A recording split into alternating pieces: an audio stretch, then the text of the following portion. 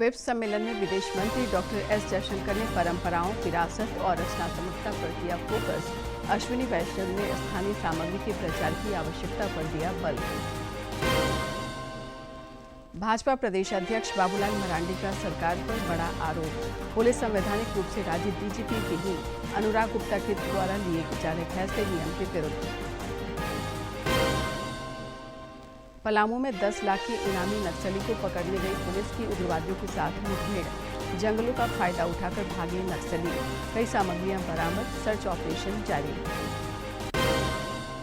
और मौसम विभाग ने सभी जिलों के लिए जारी किया येलो अलर्ट। आज और कल आंधी बारिश के साथ वज्रपात का पूर्वानुमान। अगले 5 दिनों तक जारी रहेगी मौसम की आखिरी जौली।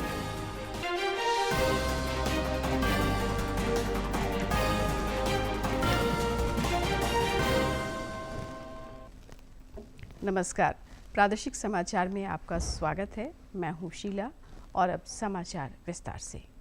प्रधानमंत्री नरेंद्र मोदी ने आज आंध्र प्रदेश की राजधानी अमरावती में 58,000 करोड़ रुपए से अधिक की लागत वाली कई विकास परियोजनाओं का शिलान्यास और उद्घाटन किया। इस दौरान अपने संबोधन में उन्होंने कहा कि इन परियोजनाओं से आंध्र प्रदेश के विकास को एक नई दिशा मिलेगी।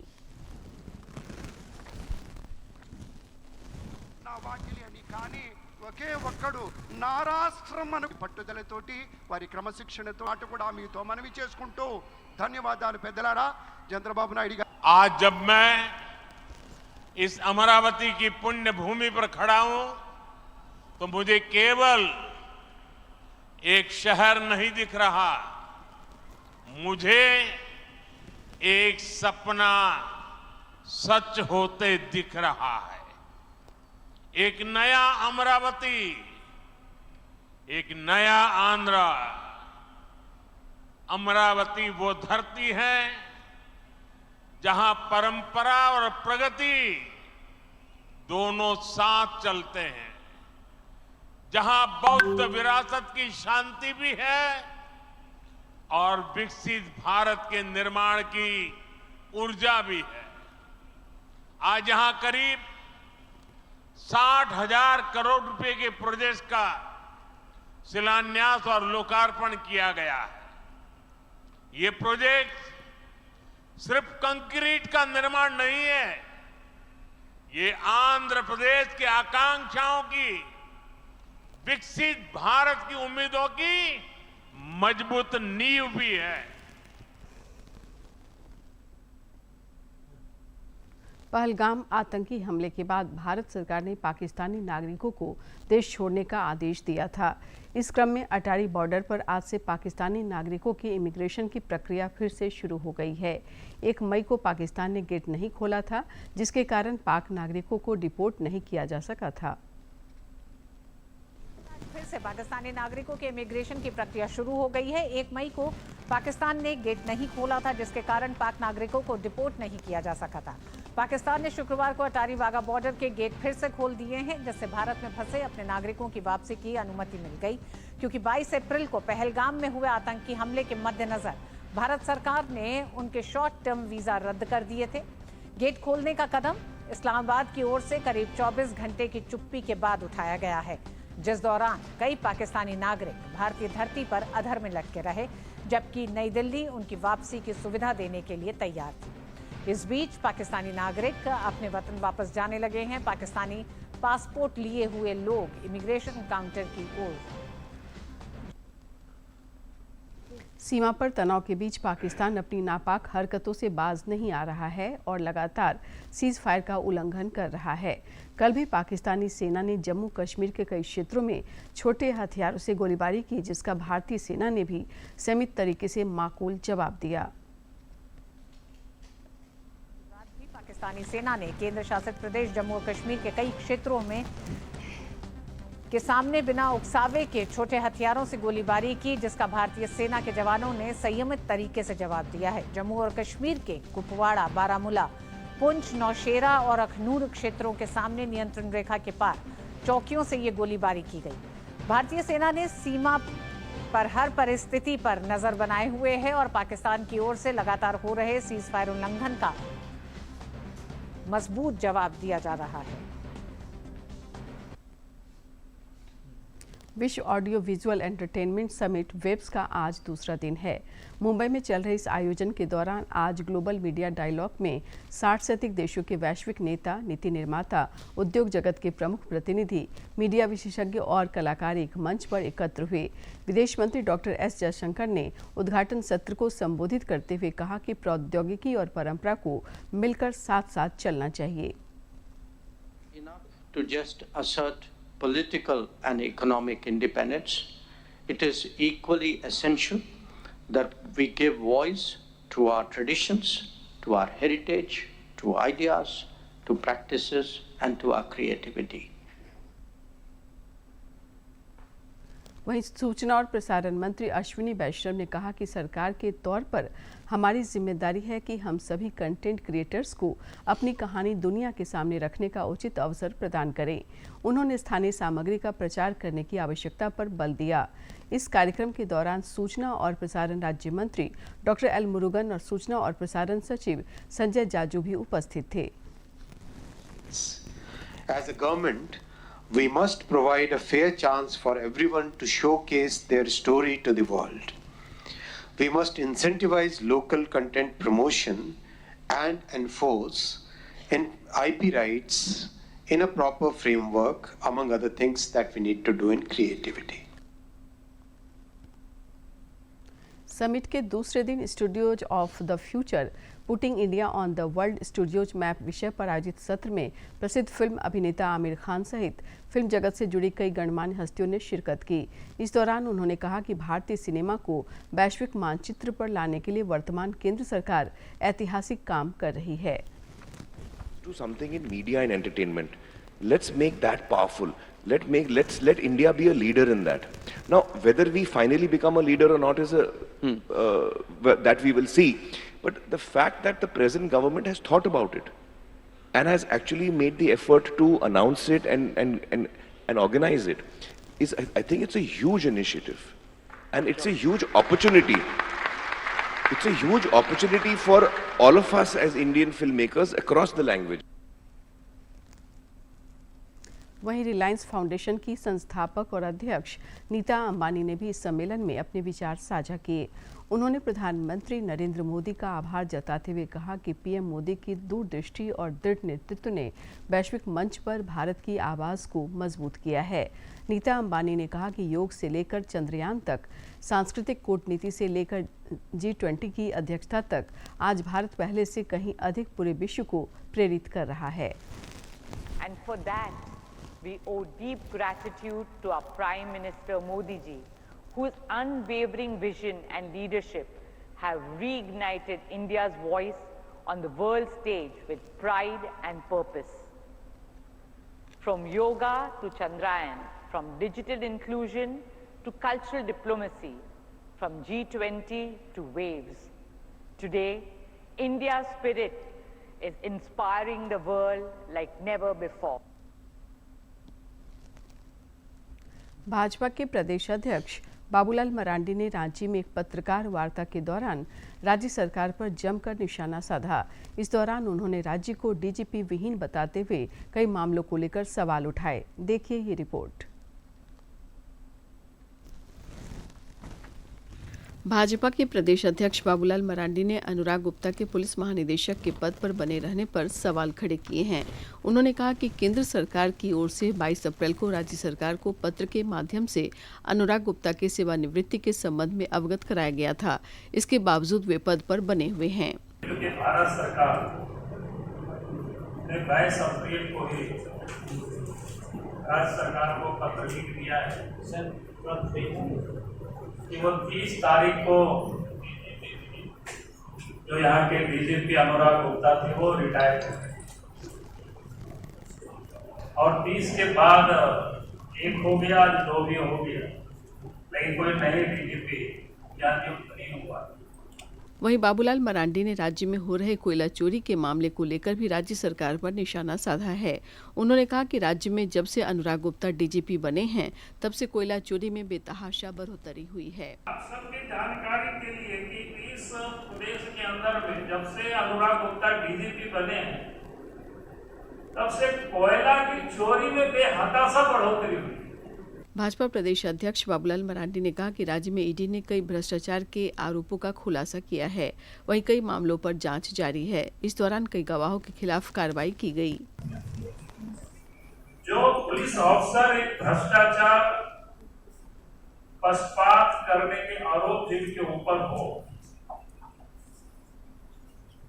गड़बड़ करने का भी आरोप हो, और हेमंत सोरेन ने खुद जब पहली बार मुख्यमंत्री बने तो 24 फरवरी 2020 से लेकर के 9 मई 2022 तक अर्थात 26 महीना तक इसको निलंबित रखा। भाजपा प्रदेश कार्यालय में प्रदेश अध्यक्ष बाबूलाल मरांडी ने इसके अलावा राज्य सरकार पर कई तरह के आरोप लगाते हुए कहा कि डीजीपी के द्वारा लिए जा रहे सभी फैसले नियम विरुद्ध हैं। डीडी न्यूज के लिए रांची से असीम की रिपोर्ट। केंद्रीय महिला एवं बाल विकास मंत्री अन्नपूर्णा देवी ने केंद्र सरकार की जातीय जनगणना को ऐतिहासिक निर्णय बताया है। उन्होंने कहा कि प्रधानमंत्री नरेंद्र मोदी के दूरदर्शी नेतृत्व में केंद्र सरकार की ओर से जातीय जनगणना को मंजूरी दिया जाना सामाजिक न्याय की दिशा में मील का पत्थर साबित होगा। प्रधानमंत्री नरेंद्र मोदी जी जिस भी बात को कहते हैं और वो करते हैं, वो करके दिखाते हैं। इसलिए निश्चित रूप से आप देश की जनता का भरोसा माननीय प्रधानमंत्री जी पर है और उन्होंने जो ये इतना बड़ा जो ऐतिहासिक निर्णय लिया है इसका पूरे देश की ओर से सब लोग आभार भी व्यक्त करते हैं। और निश्चित तौर पर जो एक हमारी अपेक्षा थी, जो माननीय प्रधानमंत्री जी की सोच है, सबका साथ सबका विकास, जो एक मंत्र है, उस मंत्र को ये बिल्कुल सार्थकता के साथ ये पूरा होगा। राष्ट्रपति द्रौपदी मुर्मू ने आज राष्ट्रपति भवन में वरिष्ठ नागरिकों के कल्याण के लिए एजिंग विद डिग्निटी कार्यक्रम में भाग लिया। इस दौरान राष्ट्रपति ने कहा कि बुजुर्ग लोग अतीत से जुड़े होते हैं और भविष्य के मार्गदर्शक भी होते हैं। उन्होंने सभी नागरिकों से बुजुर्गों की खुशी और भलाई के लिए खुद को प्रतिबद्ध करने, उनके मार्गदर्शन को महत्व देने और उनकी मूल्यवान संगति का आनंद लेने का आग्रह किया। और भविष्य के मार्गदर्शक भी हैं। हमारे वरिष्ठ नागरिक वृद्धावस्था का समय सम्मान और सक्रियता के साथ बिताएं। एक राष्ट्र के रूप में ये सुनिश्चित करना हमारी सामूहिक जिम्मेदारी है। मैं सभी नागरिकों से बुजुर्गों की खुशी और उनके कल्याण के लिए प्रतिबद्ध होने, उनके मार्गदर्शन को महत्व देने और उनकी बहुमूल्य संगति का आनंद लेने का आह्वान करते। सरायकेला, खरसावां और गुमला जिले के उपायुक्त रविशंकर शुक्ला तथा गढ़ सत्यार्थी ने मुख्यमंत्री हेमंत सोरेन से रांची में मुलाकात की। इस अवसर पर मुख्यमंत्री ने दोनों को prime minister award for excellence in public administration से सम्मानित होने के लिए बधाई दी। मुख्यमंत्री ने कहा कि राज्य के सर्वांगीण विकास के लिए सरकार प्रतिबद्ध है। इस दिशा में समाज के अंतिम व्यक्ति तक जनहित से जुड़ी योजनाओं को पहुंचाने में अधिकारियों की अहम भूमिका होती है। बोकारो में उपायुक्त विजया जाधव ने चास नगर निगम अंतर्गत संचालित प्रधानमंत्री आवास योजना शहरी के कार्य प्रगति की समीक्षा की। इस दौरान उन्होंने योजना की अंतिम किस्त की राशि की भुगतान प्रक्रिया को पूरी करने पर जोर दिया। साथ ही 433 लाभुकों को जल्द किस्त की राशि भुगतान करने के लिए विभागीय अधिकारियों को निर्देशित किया। प्रधानमंत्री नरेंद्र मोदी की पहल से 9 साल पहले प्रधानमंत्री उज्ज्वला योजना की शुरुआत हुई थी, जिसका मुख्य उद्देश्य देश भर की महिलाओं को धुआं मुक्त रसोई से छुटकारा दिलाना था। योजना के तहत देश भर की करोड़ों महिलाओं को निःशुल्क गैस सिलेंडर और गैस चूल्हा मुहैया कराया गया। इधर जमशेदपुर की महिलाएं भी योजना से लाभान्वित हुई हैं और उनके जीवन में सकारात्मक परिवर्तन आया है। जमशेदपुर के मानगो स्थित संकुसाई रामनगर निवासी नीलू देवी ने वर्ष 2023 में प्रधानमंत्री उज्ज्वला योजना का लाभ लिया। नीलू देवी ने बताया कि इसके पहले वो चूल्हा पर खाना बनाती थी, जिसके कारण काफी परेशानियों का सामना करना पड़ता था। अभी मेरा गैस सिलेंडर मिल गया है। 2 साल से खाना गैस में बना रही हूँ। जैसे कि बच्चा स्कूल जाता था, 6-7 बजे स्कूल रहता तो लेट से खाना बनता था तो भूखे पेट चल जाता था। अभी जल्दी से उठ के दोनों तरफ गैस में बना के टाइम से स्कूल भेज देती हूँ। वहीं नीतू देवी के पति बिंदेश्वरी शर्मा ने कहा है कि प्रधानमंत्री उज्ज्वला योजना का लाभ मिलने से अब बेहतर तरीके से खाना बन जाता है। पहले लकड़ी की व्यवस्था पर किसी तरह से एक समय का ही भोजन पका पाते थे। खाना तो पहले लकड़ी में बनाते थे सर। गैस के बहाने के बाद सुविधा हुआ सर, थोड़ा सा मतलब एक टाइम का तो खाना बन जा रहा था। रामनगर निवासी प्रमिला कर्मकार ने बताया कि उन्हें 9 साल पहले प्रधानमंत्री उज्ज्वला योजना के तहत गैस सिलेंडर और गैस चूल्हा मिला था। गैस मिलने के बाद वो अपने पति और बच्चों को समय पर ड्यूटी और स्कूल भेज पाती हैं। को गैस मिला है तब से हम लोग को थोड़ा जल्दी खाना बनता है, तो बच्चा लोग टिफिन भी लेके जाता है और आदमी लोग भी टिफिन लेके जाता है। वहीं बीते 7 वर्षों से प्रधानमंत्री उज्ज्वला योजना का लाभ ले रही लाभुक शीला देवी ने बताया कि गैस चूल्हा पर खाना बनाने से एक ओर जहां धुएं के प्रदूषण से मुक्ति मिल गई है, तो वहीं दूसरी ओर समय का काफी बचत हुआ है। बहुत दिक्कत होता था, आँख में धुआं लगता था और उसके बाद गैस मिला तो जल्दी खाना बन जाता था। प्रधानमंत्री नरेंद्र मोदी के प्रयासों से देश भर की महिलाओं की तकलीफें दूर हुई हैं और समय की बचत कर खुद को स्वावलंबी बना रही हैं। डीडी न्यूज़ के लिए जमशेदपुर से राजेश कुमार लालदास की रिपोर्ट। ड्रॉप आउट दर में कमी लाने के उद्देश्य से शुरू किए गए सिटी बचाओ अभियान से गांव, टोले और कस्बे के बच्चों को स्कूल आने के लिए प्रेरित किया जा रहा है। रांची जिले में इस अभियान का उल्लेखनीय परिणाम सामने आ रहा है। इसके तहत स्कूल छोड़ने वाले बच्चों की संख्या में कमी आई है। साथ ही स्थानीय समुदायों में भी शिक्षा के प्रति जागरूकता बढ़ी है, जिससे नामांकन दर में सुधार हो रहा है।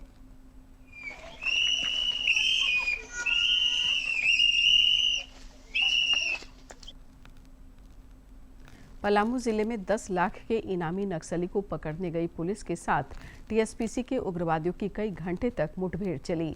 जानकारी के मुताबिक पलामू के तरहसी थाना क्षेत्र के सिंजो गांव स्थित महुआरी जंगल में पुलिस को टीएसपीसी के इनामी नक्सली जोनल कमांडर शशिकांत और उसके दस्ते के छुपे होने की सूचना मिली थी। इस सूचना के आधार पर जब पुलिस वहां पहुंची तो नक्सली फायरिंग करते हुए जंगल की ओर भाग गए। पुलिस को घटनास्थल से नक्सलियों द्वारा इस्तेमाल की जा रही कई सामग्रियां मिली हैं। घटना के बाद पुलिस का सर्च अभियान जारी है। इधर हजारीबाग जिले के चरही क्षेत्र से पुलिस ने 2 नक्सली नूतन गंजू और प्रेम गंजू को गिरफ्तार किया है। गिरिडीह जिले की सरिया थाना पुलिस ने अंतर्राज्यीय छिनतई गिरोह के 2 सदस्यों को गिरफ्तार किया है। गिरिडीह एसपी डॉक्टर विमल कुमार ने बताया कि छिनतई गिरोह को सघन छापेमारी अभियान चलाकर पकड़ा गया है। अपराधी श्याम यादव और मुन्ना यादव को मोटरसाइकिल के साथ गिरफ्तार किया गया, जबकि उसके 2 साथी शंकर यादव और गुड्डू यादव भागने में सफल रहे। एसपी ने बताया कि सभी अपराधी कोड़ा गिरोह से जुड़े थे।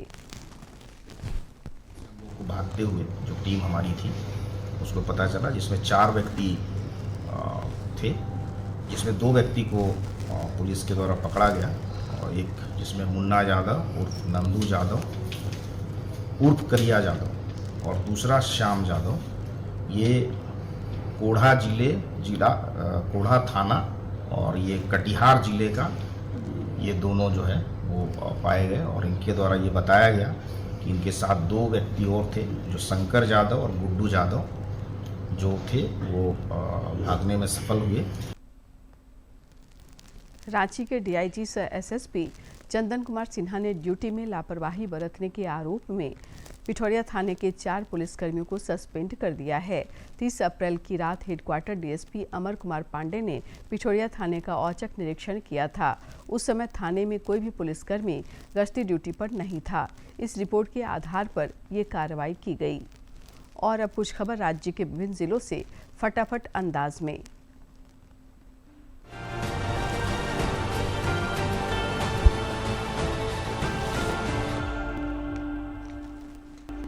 देवघर जिले के सभी 194 पंचायतों में कल से झारखंड मुख्यमंत्री मैया सम्मान योजना के लाभुकों का आधार सीडिंग शुरू किया गया है। इसके लिए सभी पंचायत भवनों में जिला प्रशासन द्वारा शिविर लगाए गए हैं, जो 7 मई तक चलेगा।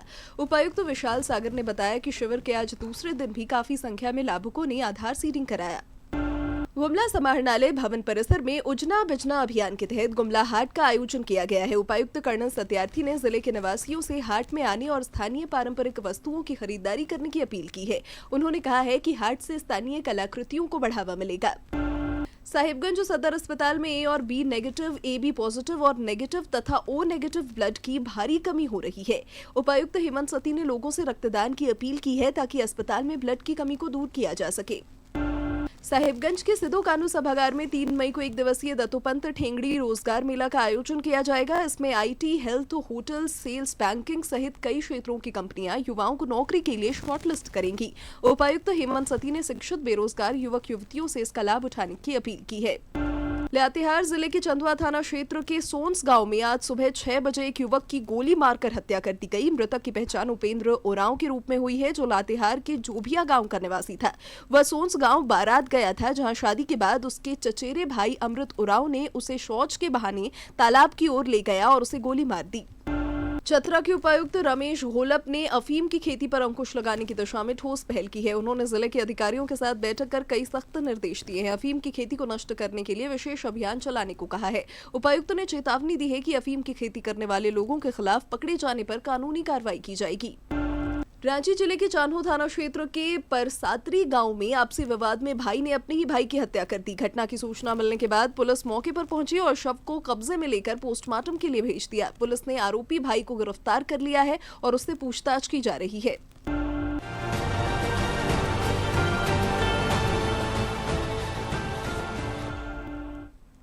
राजधानी रांची सहित राज्य के लगभग सभी जिलों में आज और कल आंधी के साथ बारिश और वज्रपात होने की संभावना है। इसे लेकर मौसम विभाग ने येलो अलर्ट जारी किया है। विभाग के अनुसार राज्य में अगले 5 दिनों तक मौसम में बदलाव देखने को मिलेगा। 7 मई तक कई जगहों पर गरज के साथ बारिश हो सकती है। मौसम विभाग ने वज्रपात से बचाव के लिए लोगों को सुरक्षित स्थान पर रहने की सलाह जारी की है। महिला T20 वर्ल्ड कप 2026 का कार्यक्रम जारी कर दिया गया है। महिला T20 वर्ल्ड कप की मेजबानी इंग्लैंड करेगा और 12 जून से टूर्नामेंट की शुरुआत होगी। महिला T20 वर्ल्ड कप 2026 का कार्यक्रम जारी हो गया है। महिला T20 वर्ल्ड कप की मेजबानी इंग्लैंड करेगा और 12 जून से टूर्नामेंट की शुरुआत होगी। 5 जुलाई को फाइनल मुकाबले की मेजबानी लॉर्ड्स करेगा। Birmingham, Southampton, Leeds, Manchester, Kennington Oval और ब्रिस्टल में वर्ल्ड कप के मुकाबले खेले जाएंगे। स्थान और तारीख की घोषणा 1 मई को लॉर्ड्स में लॉन्च इवेंट के दौरान की गई। 24 दिनों में टूर्नामेंट के 33 मैच खेले जाएंगे। देवघर के चोपा मोड़ के समीप सड़क हादसे में कोटा जिला बल के आरक्षी नीलमणि पासवान की मौत हो गई। वे वर्तमान में सुंदर पहाड़ी थाना में पदस्थापित थे। नीलमणि पासवान मुख्य रूप से कबड्डी के राज्य स्तरीय खिलाड़ी रह चुके हैं। इसके अलावा उन्होंने पूर्व में गोड्डा नगर, महागामा और पुड़ियाहाट थानों में भी सेवाएं दी हैं। घटना की जानकारी पाकर मौके पर पहुंची मोहनपुर थाना की पुलिस ने शव को कब्जे में लेकर पोस्टमार्टम के लिए भेज दिया है। रांची जिला अंतर्गत नगड़ी के किसान विनोद केसरी और उनकी टीम ने फार्मर्स प्रोड्यूसर्स ऑर्गेनाइजेशन से जुड़कर भबरो टोली की 6 एकड़ पथरीली जमीन पर मिश्रित और तरबूज की खेती कर आर्थिक सशक्तिकरण की नजीर पेश की है। देश के कई मेहनतकश किसान धरती से सोना उपजाने का जज्बा रखते हैं, जिसका प्रमाण रांची नगरी के किसान विनोद केसरी हैं। उनके अथक परिश्रम से नगड़ी भंवरो टोली की 6 एकड़ पथरीली जमीन आज मिश्रित खेती से हरी भरी हो गई है। फार्मर्स प्रोड्यूसर्स ऑर्गेनाइजेशन से विनोद केसरी का जुड़ाव इस बदलाव का वाहक बना। उन्होंने बताया कि यहाँ अमरूद के पौधों के बीच तरबूज की खेती की जा रही है। इससे करीब 6 लाख रुपए मुनाफे की उम्मीद है। इसका में लागत हम लोगों को लगभग 1,10,000 के आसपास आया था, जिसमें प्लांटेशन था, मल्चिंग था और सिंचाई वगैरह सारा मिला के खाद। इसमें अब उम्मीद है कि 40 से 45 टन का पैदावार इसमें हो सकता है, उम्मीद है। और 18 से 20 रुपए के रेट से हम लोग बेच रहे हैं, जिससे कि 7 से 8 लाख रुपया और टोटल लागत इसको घटा दिया जाए तो लगभग 6 लाख का मुनाफा एफपीओ ग्रुप को होगा। इसमें किसानों को अच्छा लाभ हो रहा है। विनोद केसरी की टीम के सदस्य गणेश पाहन ने सफलता का राज बताते हुए कहा कि एफपीओ बनाकर वैज्ञानिक तरीके से जैविक खेती से उन लोगों की उत्पादकता और आय दोनों बढ़ी है। खेती में पथरीली जमीन में हम लोग टेक्निकी के माध्यम से अभी तरबूज लगाए हुए हैं। अभी इसका उत्पादन बहुत अच्छी तरह है और हम लोग जब लगाते हैं यहाँ बहुत अच्छी रिजल्ट मिलता है। और हम लोग अभी तरबूज करीबन यहाँ 6 से 7 एकड़ में लगा हुआ है और बहुत ही अच्छा रिजल्ट है। क्षेत्र के एक अन्य किसान राममोहन साहू ने बताया, पारंपरिक तरीके से खेती किसानी के इतर एफपीओ बनाकर आधुनिक तरीके से खेती काफी बेहतर परिणाम दे रहा है। साथ ही सरकार से कई सुविधाएं भी मिल रही हैं। खेती करते आए हैं, लेकिन इस सब टेक्निक से खेती हम लोग नहीं करते थे। बच्चा लोग जो हैं सब नया नया टेक्निक अपना करके और खेती कर रहे हैं। इससे 2 पैसा लाभ भी हो रहा है, सहयोग भी मिल रहा है सरकार की तरफ। नगरी के इन किसानों ने पथरीले टीले पर अपनी मेहनत के बलबूते लगभग 17,000 तरबूज के पौधे लगाकर भूमि से सोना उपजाने की कहावत को सही अर्थों में चरितार्थ कर दिखाया है। आज के दिन की ऐतिहासिक और महत्वपूर्ण घटनाओं पर डालते हैं एक नजर।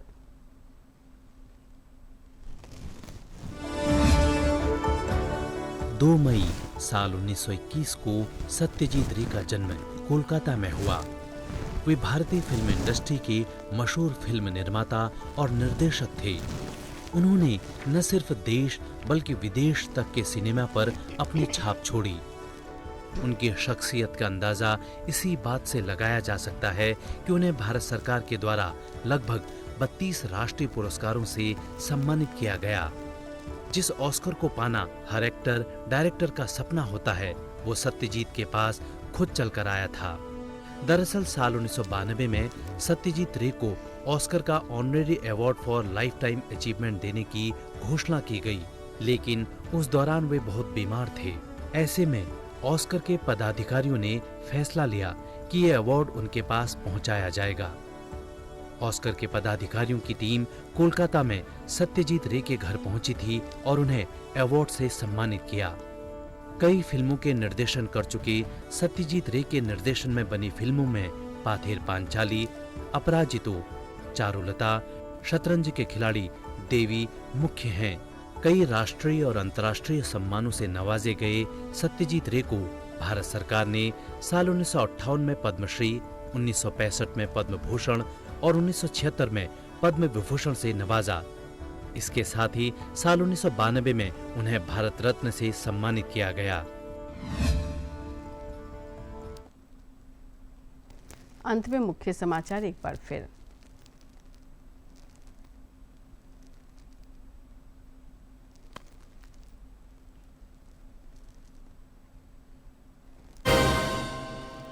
वेब सम्मेलन में विदेश मंत्री डॉक्टर एस जयशंकर ने परंपराओं, विरासत और रचनात्मकता पर दिया फोकस। अश्विनी वैष्णव ने स्थानीय सामग्री के प्रचार की आवश्यकता पर दिया बल। भाजपा प्रदेश अध्यक्ष बाबूलाल मरांडी का सरकार पर बड़ा आरोप। बोले, संवैधानिक रूप से राज्य डीजीपी विहीन, अनुराग गुप्ता के द्वारा लिए जा रहे फैसले नियम के विरुद्ध। पलामू में 10 लाख के इनामी नक्सली को पकड़ने गई पुलिस की उग्रवादियों के साथ मुठभेड़। जंगलों का फायदा उठाकर भागे नक्सली, कई सामग्रियां बरामद, सर्च ऑपरेशन जारी। और मौसम विभाग ने सभी जिलों के लिए जारी किया येलो अलर्ट। आज और कल आंधी बारिश के साथ वज्रपात का पूर्वानुमान। अगले 5 दिनों तक जारी रहेगी मौसम की आखिरी चौली।